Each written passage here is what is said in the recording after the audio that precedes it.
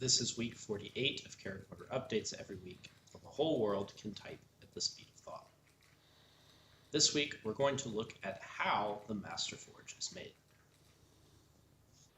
Many of you all have played a major role in the development of the Master Forge, and you may have been following this channel, seeing how design decisions were made, offering your insights all along the way. But this video is the first time that we're going to show step by step how the Master Forge is made, including how all of the different components are manufactured, how the device is assembled, and even how it is packed and shipped. Let's get started.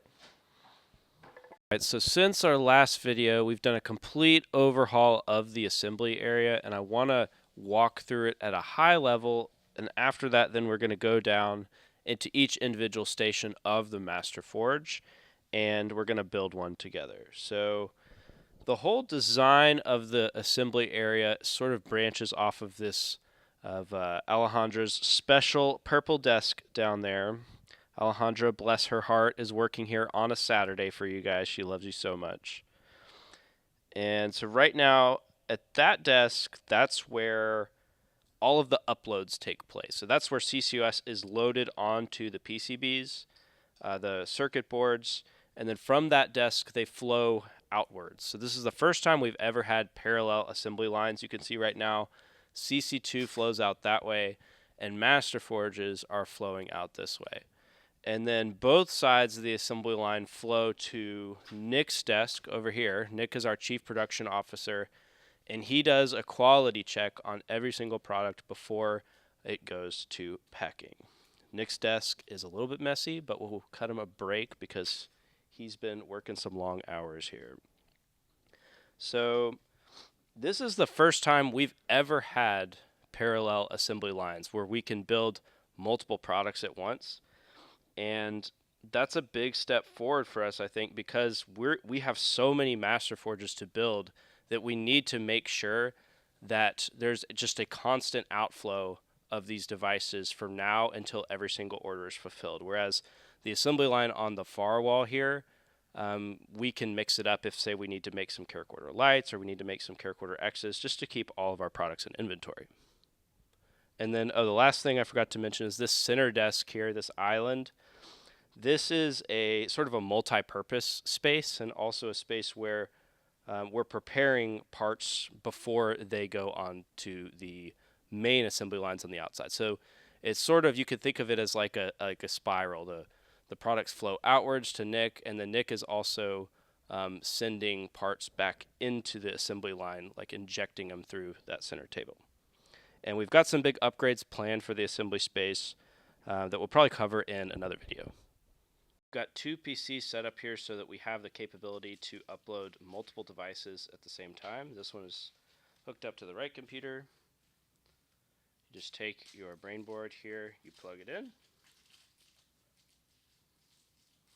and then you go through the upload process on the computer. I don't think we need to go through all that in this video. But after this is done and CCUS is on it, then it can be mounted to the endoskeleton. We used to have mounting to the endoskeleton as a second step that we would do in the next station, but because the process of uploading all those starter cords takes some time, we figured there's no reason why we can't go ahead and mount it while we're waiting for that to happen. And the time that it takes in order to screw in these 6 M2 screws is pretty close to the amount of time that it takes to upload the CCUS onto the device. So we've gone ahead and combined those 2 steps into this same station just so we can save some time. And after a right and a left half have both been uploaded, we connect the 2 halves with our custom little mini connector here, and we just test to make sure that both the fingerboards are working, we're getting the outputs we're expecting, both the thumb boards are working. Just one of the many little quality checks that we have built in across the entire assembly line to make sure that we don't get to the end and have to waste a bunch of time taking something apart. After we've confirmed that the uploads have been done properly, we can now move on to station number 2. Endoskeletons are printed because the geometry for the internal cavities that allow for USB hub functionality are so intricate and complex that they physically cannot be molded, even though that would be much cheaper.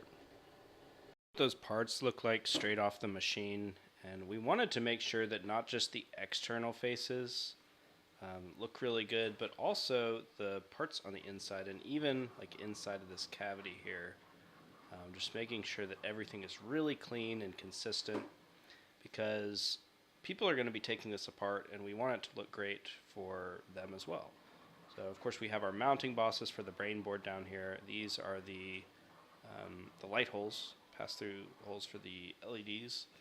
And then we have shoulder ports, rear ports, and then you'll see these little wings later, how they fold up over the outside of the exoskeleton. Alright, back on the assembly line, and this is the part where we're going to mount the finger and the thumb circuit boards onto the exoskeleton. And it's very important that the exoskeletons are sitting in these custom little nesting jigs. Each one of these has little rubber feet to prevent it from sliding around, prevent any scratches, any blemishes, because the exoskeleton has its production surface finish already applied to it at this point. And this beautiful brushed finish and the screen printing, all of this has to take place while the exoskeleton is still flat. So once we fold it into place, this would pretty much be impossible to do, especially once it has the stems and the caps.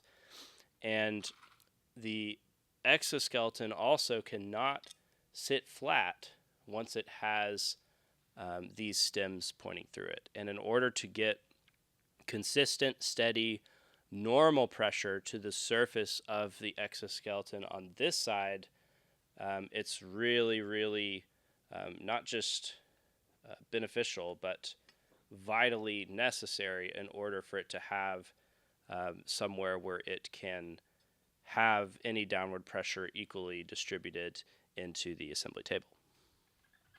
And before we mount this to the exoskeleton, we have to take some of these 6mm button screws, we have to take some polycarbonate spacers, as well as some rubber O-rings, and we have to mount them on each one of these holes. So first you take the screw. I like to keep a little pile here in front of me. 1, 2. And we'll take our O-rings. 1, 2. And then we'll take our spacers.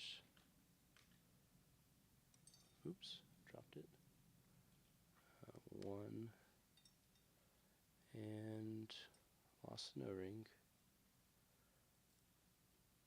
Takes a minute to get in the groove, but. And these spacers have a little like film in the middle so that it grabs onto the screws so that you can turn them upside down after it's staged, and you don't have to worry about like whenever you flip this of having things fall off. So they're pretty secure in there. And without that, it makes the assembly process a lot harder. You have to like either put the exoskeleton on top and like try and flip it, and it's just less consistent and kind of a pain to deal with. So yeah, those spacers are a lifesaver. Right, now that we have the spacers, the gaskets, and the screws mounted to each of the PCBs, now we go ahead and paint on some lubricant onto each one of these.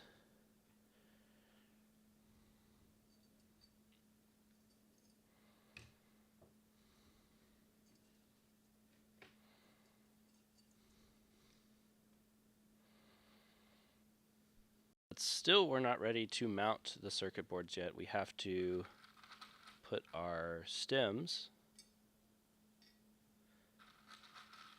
into each one of these slots.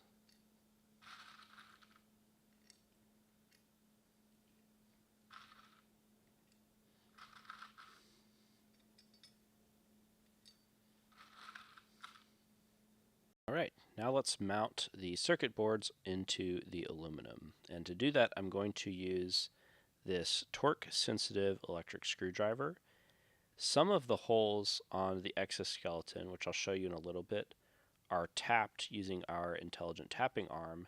However, because the screws are made of tool steel and the exoskeleton is made out of aluminum, for these holes in particular, it's actually better if we have self-tapping screws. So this steel is going to be driven into the aluminum at a very specific amount of torque. And then the screwdriver will stop automatically whenever it reaches that specific force threshold. Do another one here. And once you get the first one in, it's a lot easier. And we'll just go all around.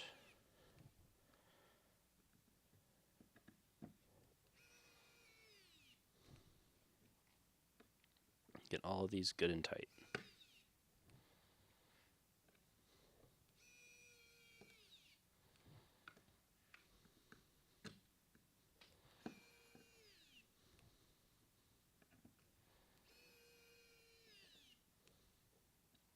Excellent. And another good quality check to do at this point is just to kind of prop it up and feel each one of the switches just to make sure that everything feels exactly as it should. And that's the last step for stage 2. This device is now ready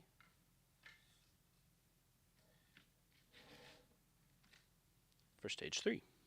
So the exoskeletons that we used in step 2 are machined out of a very specific alloy. This is aluminum 5052, and this is the one that we found that has the perfect balance of machinability as well as bendability for the purpose that we're using it.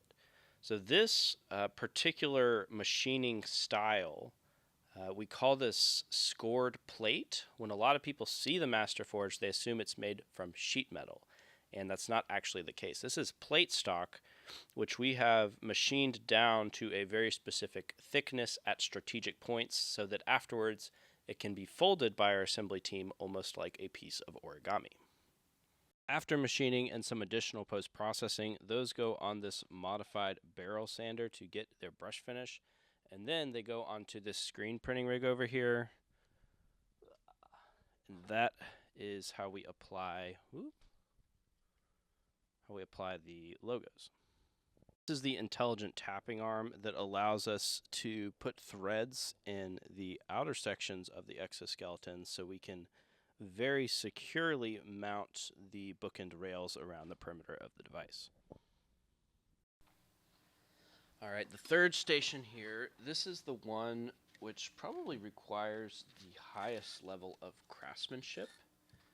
And it's also one that there are some opportunities for us to speed this up by making some folding jigs. This is when we're actually going to drape the exoskeleton over each half of the device. So I'll temporarily disconnect both halves. You might have noticed that the same two halves that we tested together at the beginning are married throughout the entire assembly process. And while we are going to make a jig specifically for folding, just for now, because we're just getting these devices out of the door, and I know, because I'm assembling these myself, I know exactly how far they need to be bent. So we can use this nesting jig we used in the last station, is more than adequate for somebody who is trained on this. I'm going to bend these up just pretty close to 90 degrees there. It doesn't have to be perfect. And then the other joint that I want to go ahead and bend is this one down here at the bottom. These two on the side, on the wings, and this one down here, these are probably the hardest ones to bend on the entire unit. Alright. We're also going to take two of these slotted rails here, and we're going to slide these onto the endoskeleton. Alright, so we take one of these, slide on. Should line up right perfectly with that USB-C port there. We got the other one. Slide it on.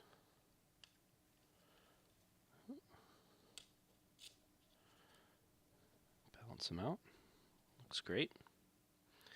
And then there's a hole inside of the PCB you might have noticed that doesn't have a screw in it. And that's because this 12mm screw is going to pass all the way through the bottom of the endoskeleton up through the circuit board and into one of the mounting holes in the bottom of the exoskeleton right there. And you might have also noticed this notch here that's cut out on the front of the exoskeleton. That's to allow for the exoskeleton to nest into these slotted rails so that both the front face, or this front edge here, is planar with the top surface of the slotted rails, and also these sides, which I can go ahead and actually bend out slightly, will also stay planar to the top surface of the slotted rails. Let's go ahead and slide that in. Okay, see a nice flush surface all the way across there. We'll take that screw, put it right here.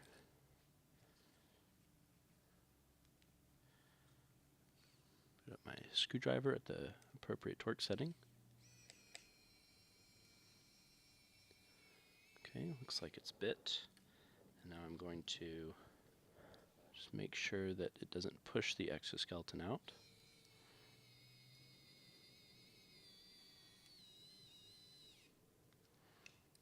Very nice. And now the exoskeleton, that's the first point of contact that attaches the exo and the endo both together. So next, we're going to be fastening 8mm M2 screws into the sides here to fold down these to attach them to the endoskeleton. And then we'll be also folding the rest of the exoskeleton down into place and secure it neatly so everything is ready for the final stage of assembly. Alright, so we've put in the 1, 2, 3, 4, 8mm screws, and I just want to take a moment to get up close and personal with those edge details. Because given the materials that are being used here, and given this faceted form that is probably unlike anything else that you have seen in the consumer electronics space, it is totally reasonable why so many people have had concerns over, oh, is this going to be uncomfortable, or is this going to be sharp and dangerous? So I just want to make sure you guys can see the radius on these edges. Perfectly safe to run your finger across any of these folded interfaces. By design, all of the folds go away from the user. And even these edges here, which do not have a fold on them, they have a chamfer. You can see it's a 60-degree dovetail bit here. This is the order of all the tools that are used to cut out this design. And preemptively, the end mill here makes these pocketed circles around the perimeter so that at the end of this, without having to flip it over or worry about any slight misalignment, and also just to save time, these dovetail bits come down into those circular pockets.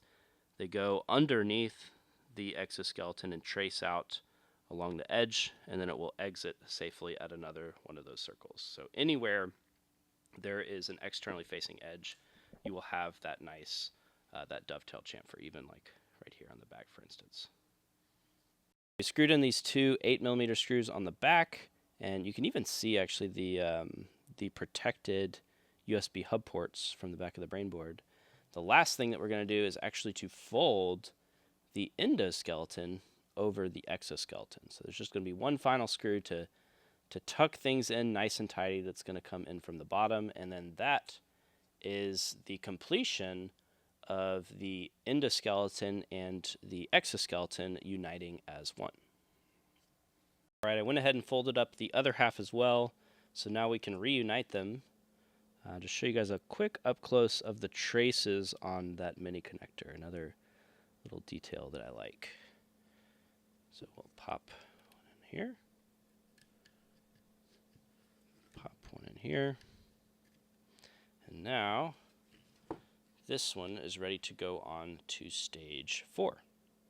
And it is essentially the Master Forge getting ready to go out the door, putting on the bookend rails, 6 of these around the perimeter of the device, the bridges, which mechanically fasten the left to the right. And what else do we do here? We do the caps. Right now we do the cleats, the ergos, the cables, and some other stuff. But I think that's going to end up going to another station. We're going to have to create a new station because it's getting a little cramped over here. But yeah, this one's pretty straightforward assembly-wise, but I'll run you through it. Before we do that real quick, I want to show you how some of these smaller aluminum parts are made. So this is a CNC machine that is robotically cutting these out, but before that, we pre-extrude. So this is the exact profile of this part. And extruded means that like a aluminum is pushed through a 2-dimensional profile die so that we have a big bar of it that comes out the exact shape that we want. Just saves us a lot of material and machining time. And so each of these little clamps is designed to be the width of one of these. So one 400 millimeter length of this custom extruded stock will give us 4 of these bookend rails after they are cut out. So a little bit more than 1 device worth per run. After those parts come off the CNC machine, they go into this blasting station here, which is using compressed air in a blasting media, in this case glass beads, to give the parts a more even finish, make them more resistant to scratching, to blemishes over time. Sorry, I'm here by myself filming, but I'll try and show you inside. Basically, you this opening here allows you to put any parts in, and then you put your hands into these rubber gloves, and there's a hose in there, so you can just kind of like spray these and give them a nice, beautiful surface finish. We did have a last-minute design change on the slotted rail, just increasing the depth of cut on this feature here by 0.5 millimeter, and it's made a big difference in making the assembly process easier and just makes everything more flush. And I'm really, really thankful that we have the capability to make all these parts in-house and make these little tweaks when necessary, because I have seen way too many Kickstarters just go south because they used a contract manufacturer or they hired somebody to do something that just didn't have skin in the game and didn't pull through. So I think that for especially a product like the Master Forge that is incredibly complex and it's so beneficial to have your assembly and your production so deeply interlinked.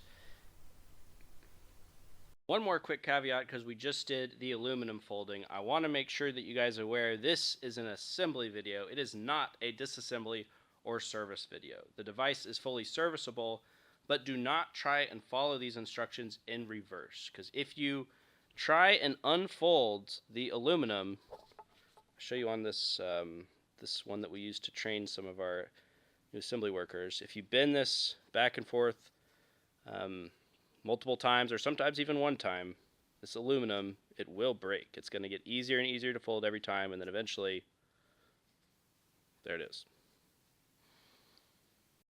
I will make a video showing you how to safely take apart your Master Forge, but please, please, please, whatever you do, do not ever unfold the aluminum exoskeleton. It is very strong when it is folded, and it becomes very, very weak when you unfold it. It will almost certainly break. All right, back to assembly. Again, this one is pretty straightforward. Separate left and right again temporarily. And we're going to attach our bookend rails onto our exoskeleton.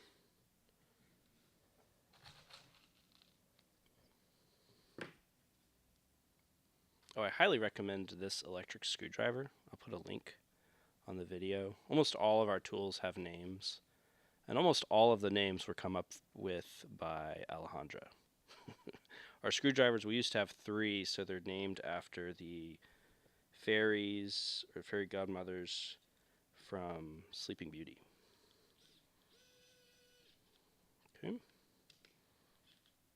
Wonderful.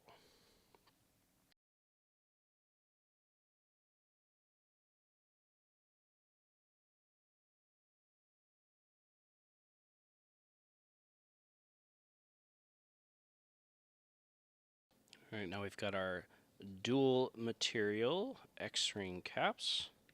Just pop it on. Make sure everything feels just right. Very satisfying.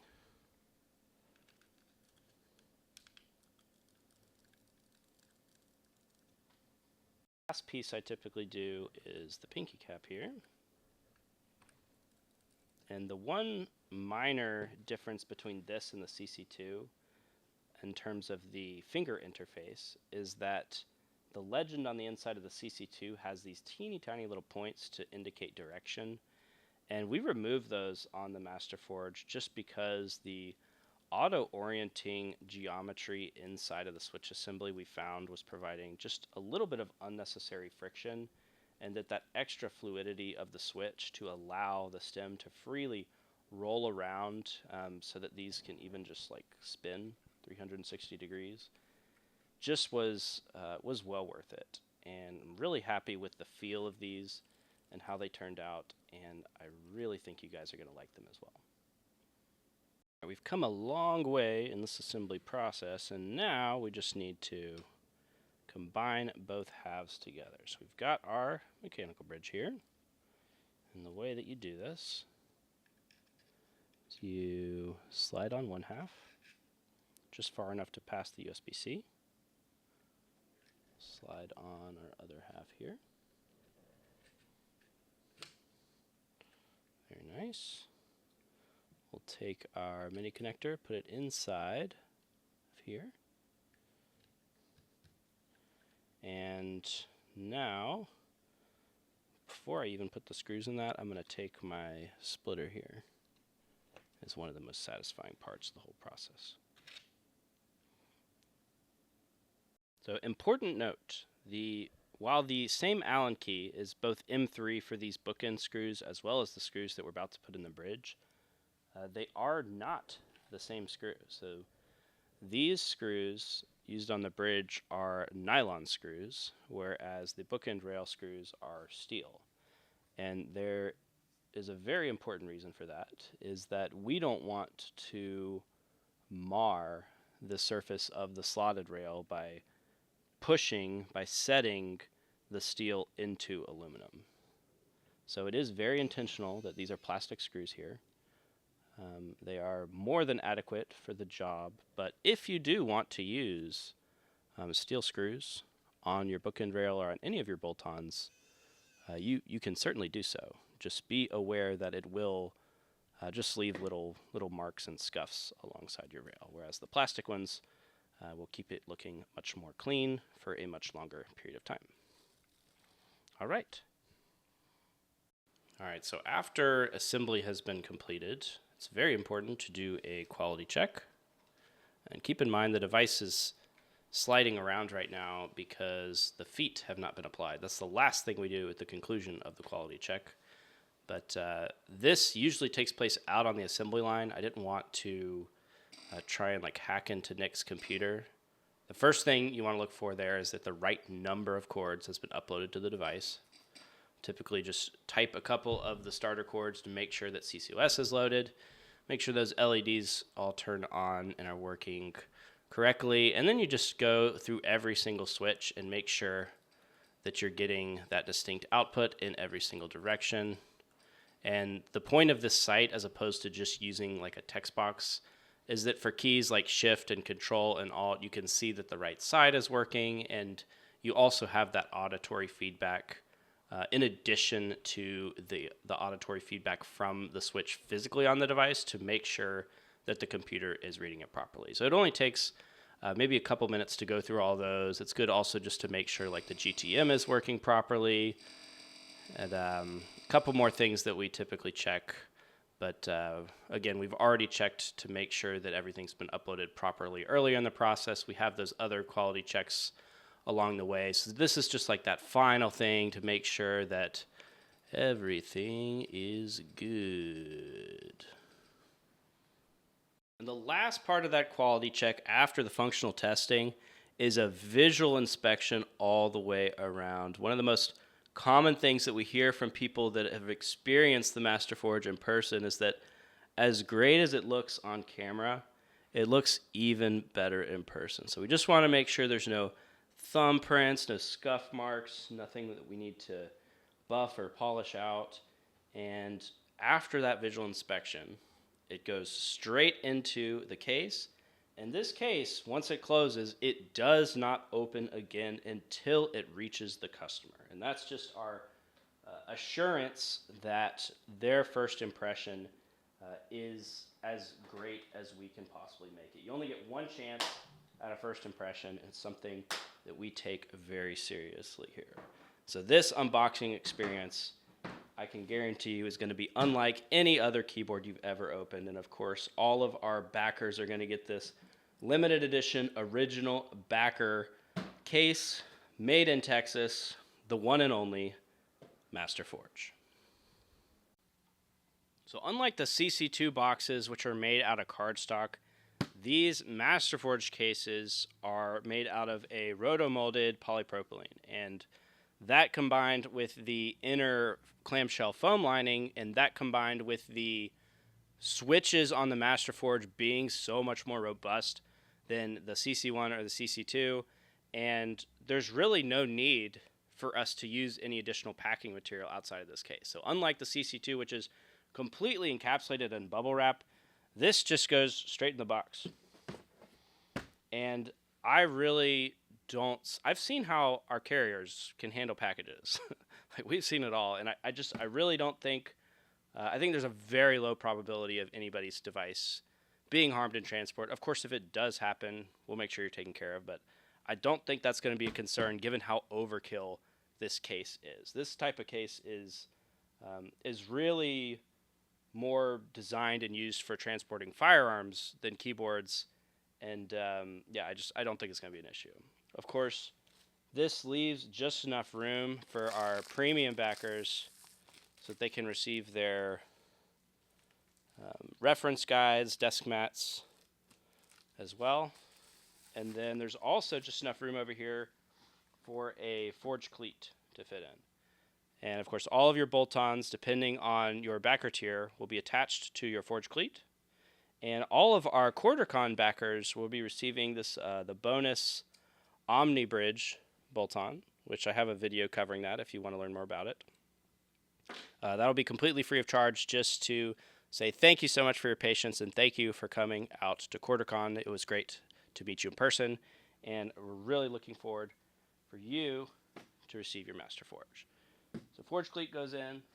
There's also been a slight change on the cables since the Kickstarter. So rather than braided cables, these are now just insulated cables. However, they are a much more expensive variety and much higher quality cable than the ones that we ship with CC1 and CC2. And the reason for that is that the inter-device communication in the Forge ecosystem requires a more sophisticated communication protocol than the ones that we have used historically. So it has to be USB 3.2 super speed or above. And for anybody that did not back a level that gets you the C2C for split functionality, if you do want to split your Forge keyboard device, you will need 3.2 or above.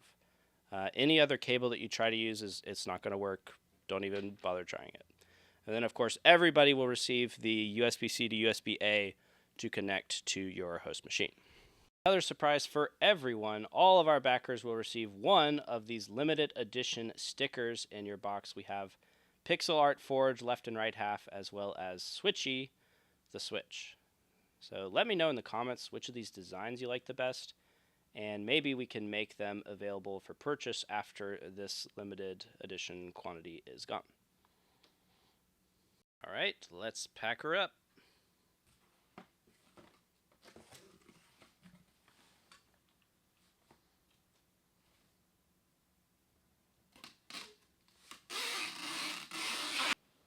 That's all for this week's video. I wanted to go a little bit above and beyond this week because I think that this content goes beyond the scope of what we would ordinarily do for a weekly update. I think this is a piece of content that maybe even far beyond the Kickstarter, somebody who has just ordered the Masterforge or just received it and they want to see how it's made. They want to see that step-by-step process behind the scenes. So I hope this content can age well. And I've also noticed in our community that people have been wanting to get a little bit more into the nitty-gritty and wanting to see, to get out on the factory floor and see things, as they're being made. So I really hope that you guys enjoy this content. We've been super, super busy, which I'm sure you've seen in this video, and I just really hope that you enjoyed it. And now that we have Master Forges flowing off of the assembly line on a weekly basis, we should very soon have a much more precise estimate on when people are going to receive their Master Forge based on their order numbers. So stay tuned for more updates. Thank you so much for watching. And once again, this is week 48 of Character Updates every week until the whole world can type at the speed of thought.